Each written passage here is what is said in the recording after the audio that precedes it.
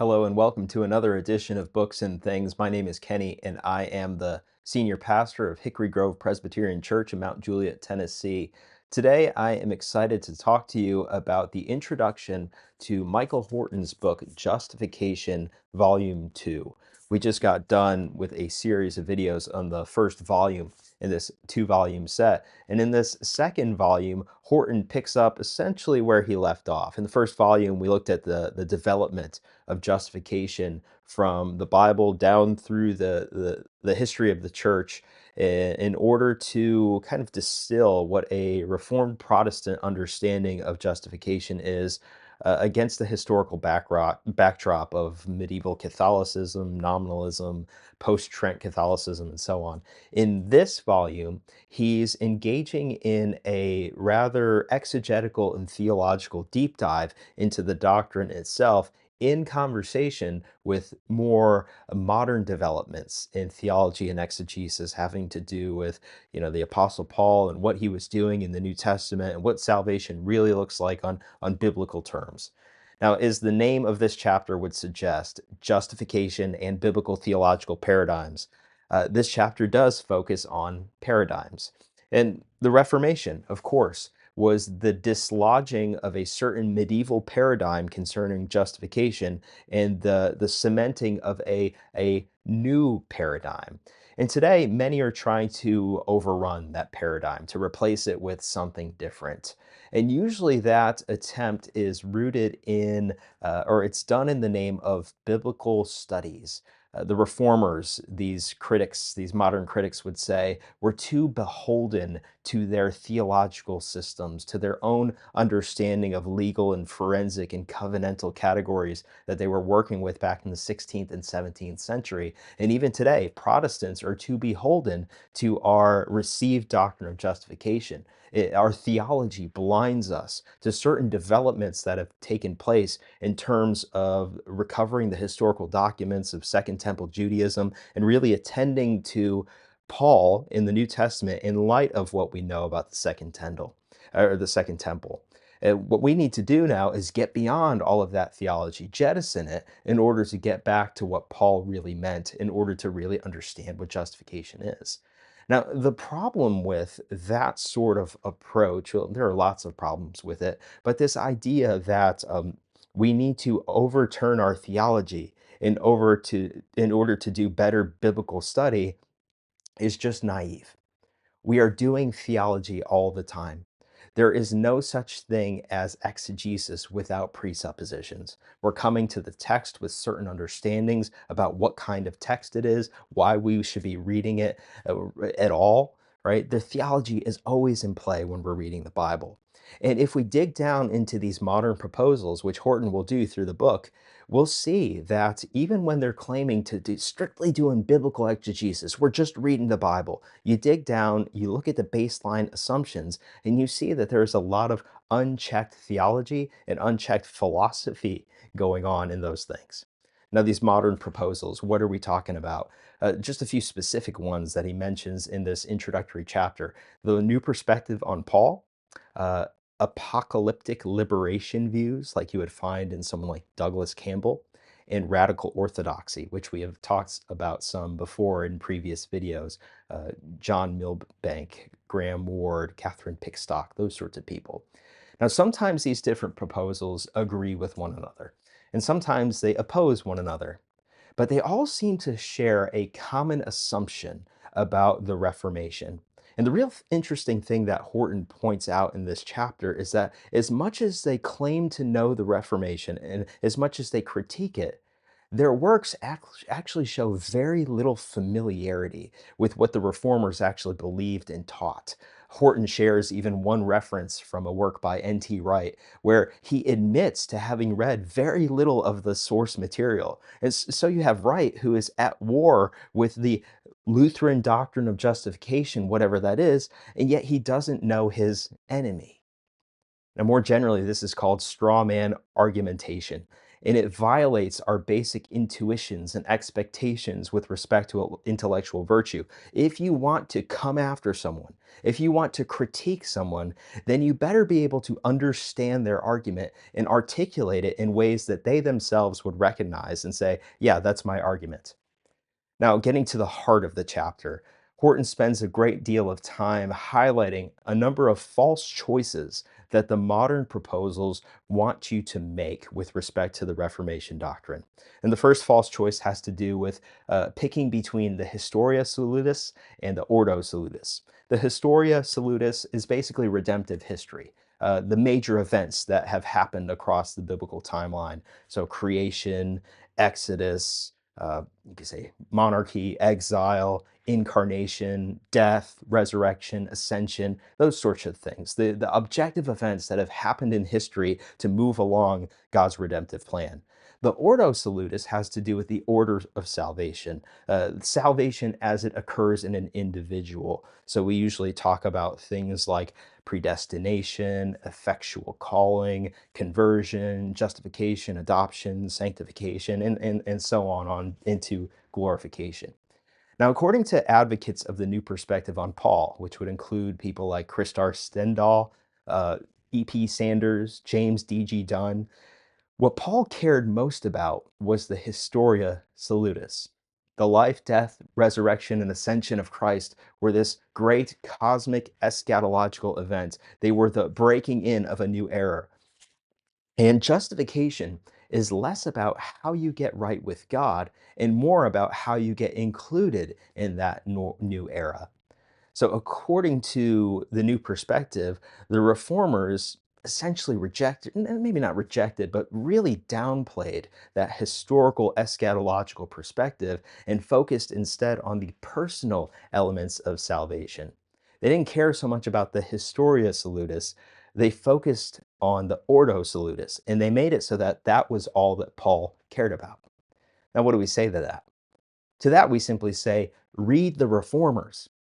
The cosmic eschatological view is not at all missing from their work. And as Horton points out, Reformed theology at its best has always resisted a false choice between the Historia and the Ordo.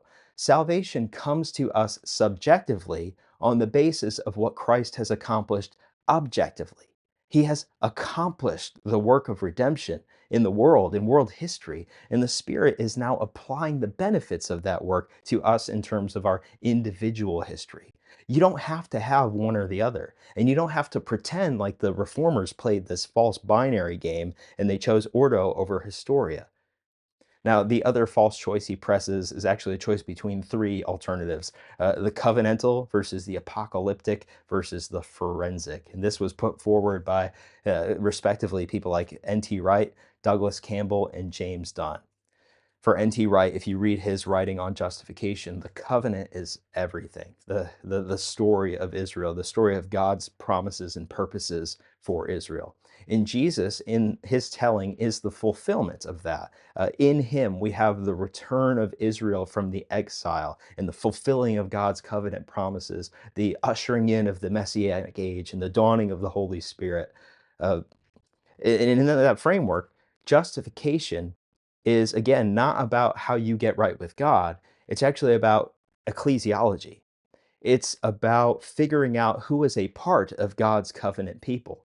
And justification actually awaits a final justification in which we are judged according to our works. There's been a lot of criticism and back and forth with Wright on that. It sounds very Catholic, and he doesn't want to do exactly what the Catholics are doing. But at points, it's really hard to evade that kind of charge for Wright. Now, for Campbell, Douglas Campbell, the core of Paul, apocalyptic choice, the core of Paul's teaching had to do with the end of the world breaking into the middle of time and radically reorienting history, reorienting ethics, reorienting our relationship to God. And in that framework, according to Campbell, the Reformed Protestant emphasis on justification is it's a distraction, essentially, from the main apocalyptic event and how we ought to be reorienting our lives in order to conform the world as it is to this new reality, this apocalyptic reality that's broken in. Now, third false choice, James D.G. Dunn. For Dunn, the reformers erred in focusing so much on justification as a legal or forensic reality as opposed to a mystical reality in terms of our connection with Christ. What they needed to do was focus on all the talk that Paul does about us being in Christ, with Christ, salvation being accomplished through Christ, all these things. That was Paul's big idea. Now, for Don, Calvin came really close to restoring this kind of emphasis, but even he fell short because he was still too wrapped up with all the legal and judicial stuff, right? So those are some of the false choices, right? And what do we say to them, right? Should we jettison our doctrine of justification in order to focus on the covenant, or to focus on the apocalypse, to focus on union with Christ as opposed to forensic reality? And the answer to that is yes and no at the same time. In large part, all of these things are pressing a false choice, covenant. As we talked about in previous videos, the reformers were all about covenant theology, only they didn't adopt Wright's idiosyncratic view of this single covenant story, this monocovenantalism that pervades the Bible. The covenant theology in the Bible is rich and diverse and complex. There's continuity and discontinuity. It is a beautiful, rich tapestry and story, right? The reformers were all about that, and they had a very thick notion of covenant. Apocalypse, like Campbell. They had lots to say about the apocalyptic reality that was the incarnation, life, death, resurrection, and ascension of Christ, and how that brought the end of history into the center of time. You find that kind of thing in the reformers. It's not missing. Only people with ideological agendas fail to see where the reformers talk about this reality. And to Don was we've seen in previous videos, union with Christ. I mean, how do you even miss that, especially in people like Calvin? It's a rich and central theme in the Reformer soteriology. It's the orienting umbrella concept into which justification is placed. So we don't have to accept these false choices that are presented to us by these modern proposals. A robustly biblical doctrine of justification will make room for them when we carefully attend to all of the biblical and theological data instead of trying to run everything through one narrow grid. And it's with that in mind that I want to draw to a conclusion with one of the most important overall or general points that Horton makes in this chapter. What modern critiques of the Reformation and its doctrine all have in common is this quickness to reduce the teaching of this or that or all the reformers down to a central idea, a central dogma, a central thesis. And then they aim they focus on that central dogma, and they run the reformers' teaching through that entire lens in order to critique it.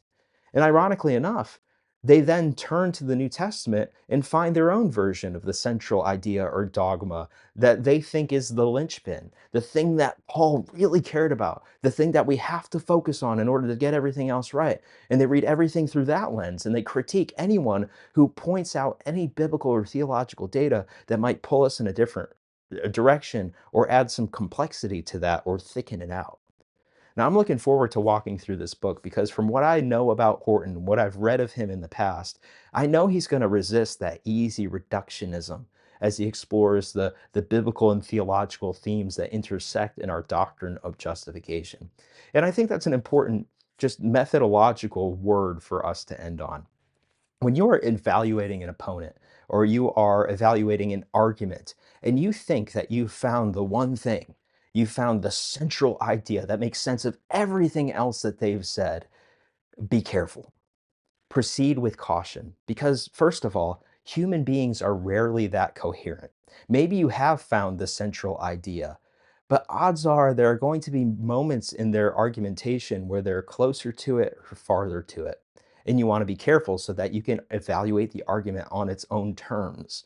Second, you're in danger of putting on blinders. If you think you've found the one thing and you're wrong, or there is no central thing, you start reading everything through that grid and you start bending things out of shape. And again, you're no longer engaging with the argument on its own terms. You're engaging with a straw man.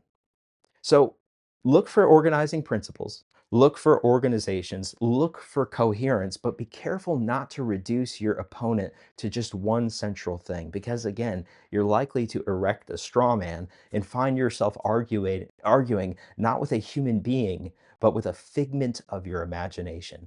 And that is not going to get you anywhere. It's not going to get them anywhere. It is not going to shed light on whatever it is you're trying to figure out. So that's it for today. I look forward to carry on with you in this book. I can already tell I'm going to enjoy this book more than volume one. There's a lot of good stuff coming down the pike. And again, I'll look forward to traveling that road with you. Until then, may the Lord be your glory and may his glory be your joy.